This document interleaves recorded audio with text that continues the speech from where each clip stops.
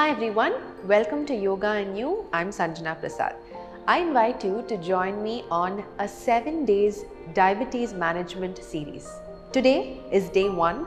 We're going to start off with some gentle stretching, activation and introduction to the series. Let's get on the mat and let's get started. The first posture that we're going to start off is Tadasana. We also call it as mountain pose. It looks like a posture where the person is just standing, but the entire body is actually super active, the mind is focused and present. So I'm going to turn to the side and show you this so you can also watch my position of my pelvis and the spine. So you can start with your feet together. Now for some of us, the ankles are collapsed or the knees knock into each other. In that case, feel free to separate your feet hip width apart, but ensure that your feet are parallel to each other and the toes are pointing forward. And if you tend to have collapsed arches, I would recommend you start gently pulling the arch up, because this is a great place for you to develop that strength and activate those tiny muscles under your feet. So let's get started with the foundation. The feet either hip width apart or together. Now coming to your knees. You're not going to hyperextend and lock the knees, neither are you going to bend the knees. We're going to find a middle ground where the knees are soft. So there is a little bit of space around the knees over there.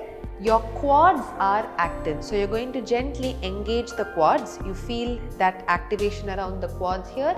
Your kneecaps are active. Your pelvis is neutral. We are neither going to arch the lower back, nor are we going to over tuck the pelvis. Again, always a middle ground, a balance, neutral pelvis. Draw the lower belly in very gently, just to give your spine a little bit of support. Lift your shoulders up towards the ears, roll the shoulders back and down. Here again, I'm not flaring my ribs are drawn in. Allow your arms to rest by the sides of the body. Your palms can touch your thighs or can be slightly away. Relax the shoulders. Your chin is not lifted, neither is it dropped down. Neutral chin may be slightly tucked back to ease out the neck. I want you to bring your awareness back to your feet. Think about where you feel the weight. Is it more towards your right, more towards the left, more forward, or more towards the heels? Now it looks like I'm just standing, but my mind is very focused and my body is actually active and it is constantly trying to keep me in balance, so I don't start swaying side to side. So to improve this balance, what we're going to do is we're going to learn a little bit of weight shifting. So keeping this activation, I want you to shift your entire weight towards the toes. So it feels like you're leaning forward. There's barely any weight on the heels. Hold it there for 1, 2, 3, 4, 5. Come back to center. Now we're going to shift the entire weight to the heels. When I say shift, the entire weight is shifting. I'm not arching back. Entire weight towards the heels. Stay there. 1, 2, can almost lift my toes off. 3, 4, 5. Come back to neutral. Slowly shift the weight towards your right side. So you feel the weight on the outer edge of the right foot. Stay. 1, 2, 3, 4, 5. Center. Shifting to the left. 1. It's a very tiny movement. 2, 3, just for you to feel. It does not have to be seen. 4, 5. Come back to center. Now close your eyes.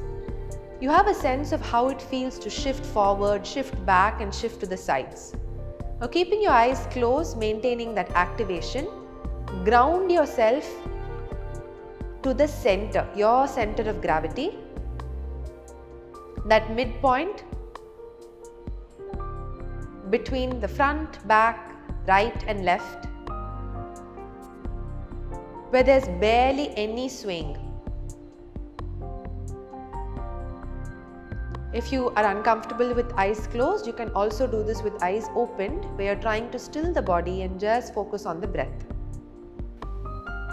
1, 2, 3, 4, 5. Very gently open your eyes. Keeping the feet as they are, you're going to inhale and lift both your arms up, join your palms above the head. Extension of Tadasana, Parvatasana. Here, if you notice, I'm not flaring my ribs. You want to keep the ribs drawn in, slightly tuck the tailbone. Imagine there's a wall behind you and you're trying to press the lower back against the wall. Just keep the natural arch of your lower back. Take your arms up, stay there and breathe. 1, 2,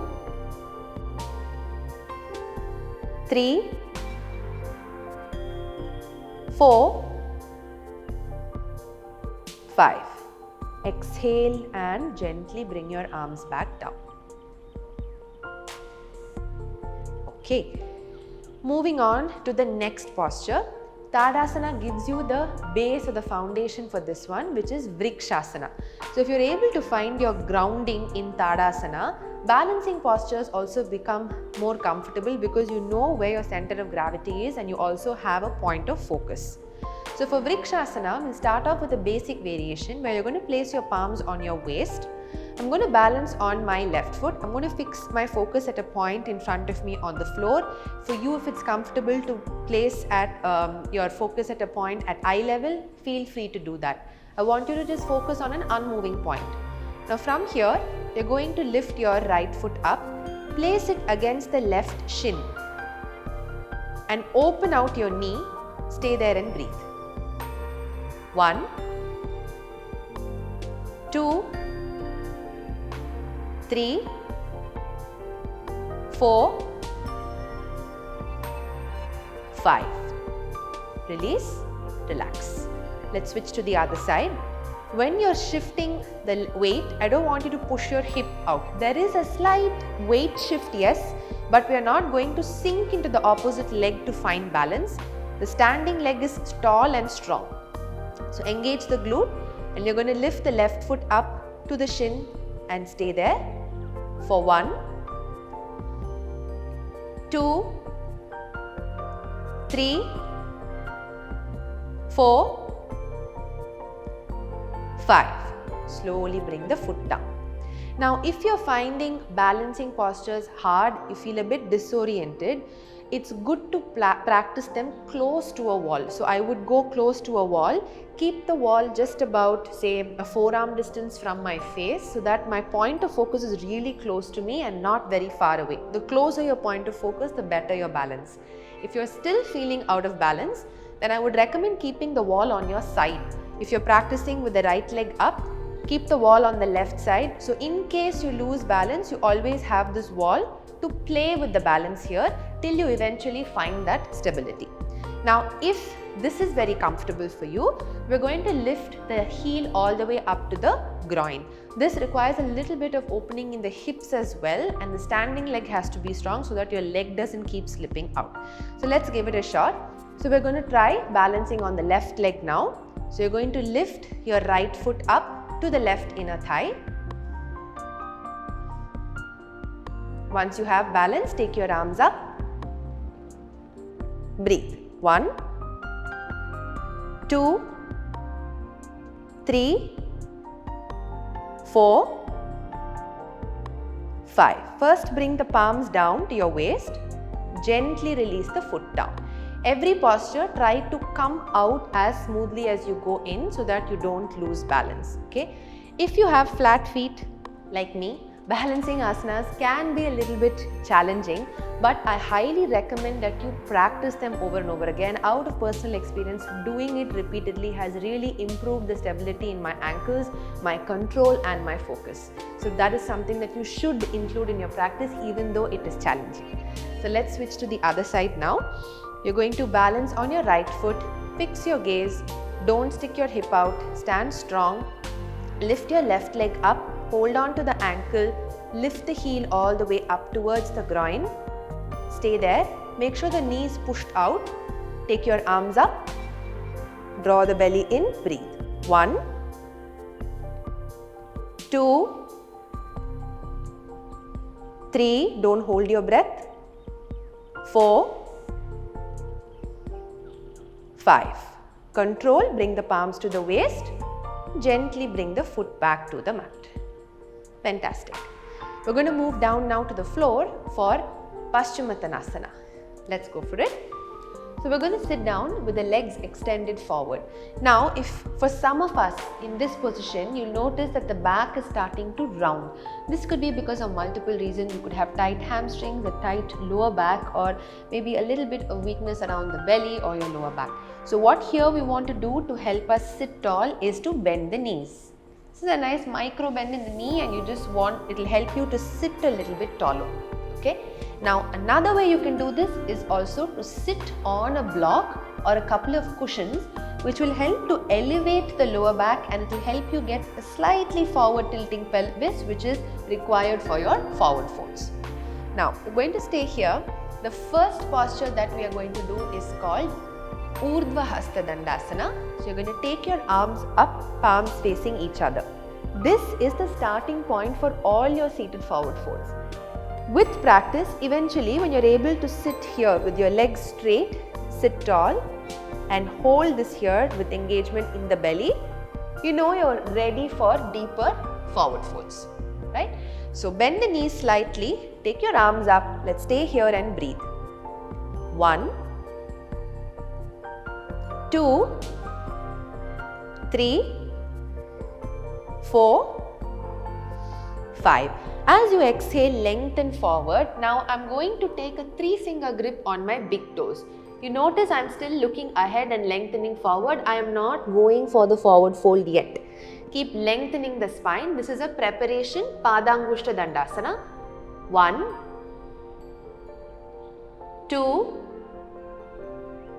3, 4.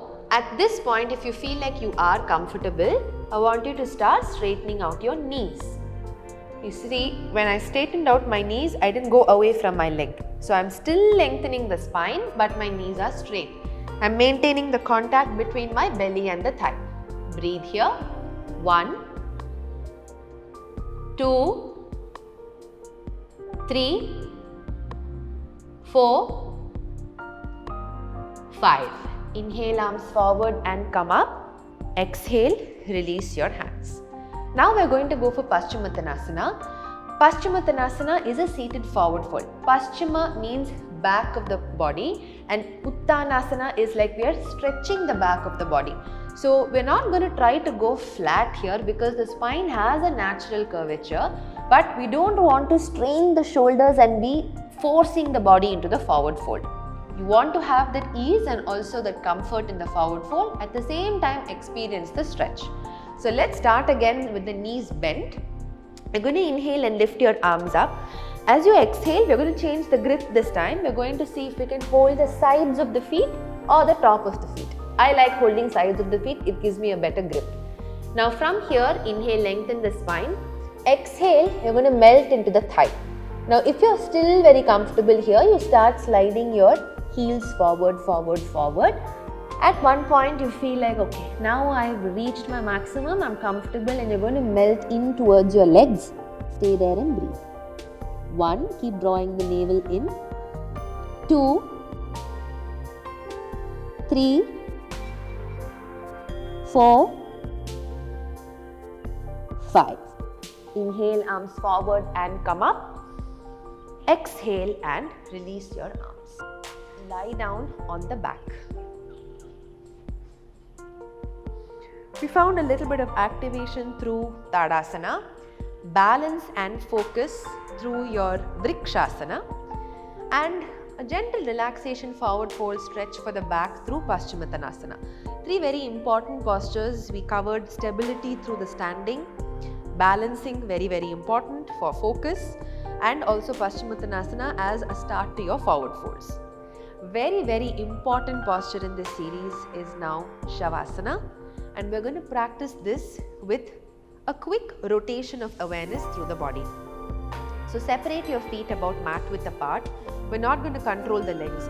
Shake out your legs nicely and allow the thighs to roll out, feet to roll out, palms facing the ceiling. You can adjust the back of your neck. Lower back, natural arch. Don't force the chest up, neither are you tucking the tailbone. Relax. If here you feel like you want to slide a cushion underneath your knees, you can do that. That will help you to relax the lower back even better. Take your awareness towards your toes, soles of your feet, top of the feet, ankles, heels. Both your feet are relaxed, completely relaxed. With every breath you take, allow the body to completely relax in your Shavasana. Awareness to the shins, calves, knees, back of the knees, thighs, back of the thighs, inner thighs, outer thighs, groin, your butt, pelvis, hips. Both legs are relaxed,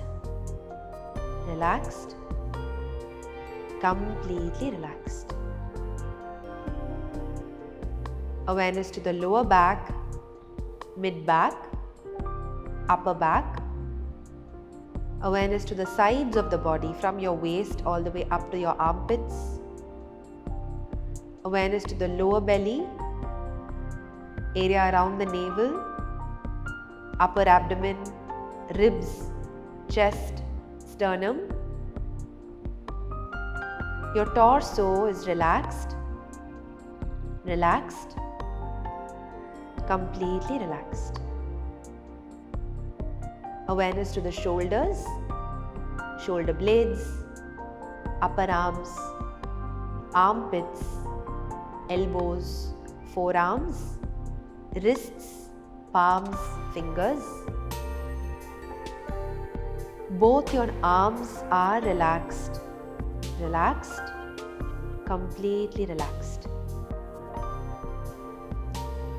Awareness to the back of your neck, back of the head, top of the head, forehead, eyebrows, eyes, nose, ears, cheeks, lips, inside of your mouth, your teeth, tongue, the jaw, chin, neck, collarbone, neck and head relaxed, completely relaxed. Entire body from the top of the head down to the tips of the toes, completely relaxed. Let's take one deep breath in through the nose. Sigh the breath out through the mouth. One more time, inhale. Exhale.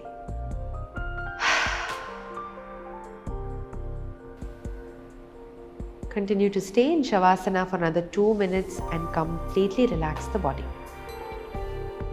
So that was day 1 of the 7-day series for diabetes management. So be sure to follow the entire series. We are coming up with day 2. So I'll see you in day 2.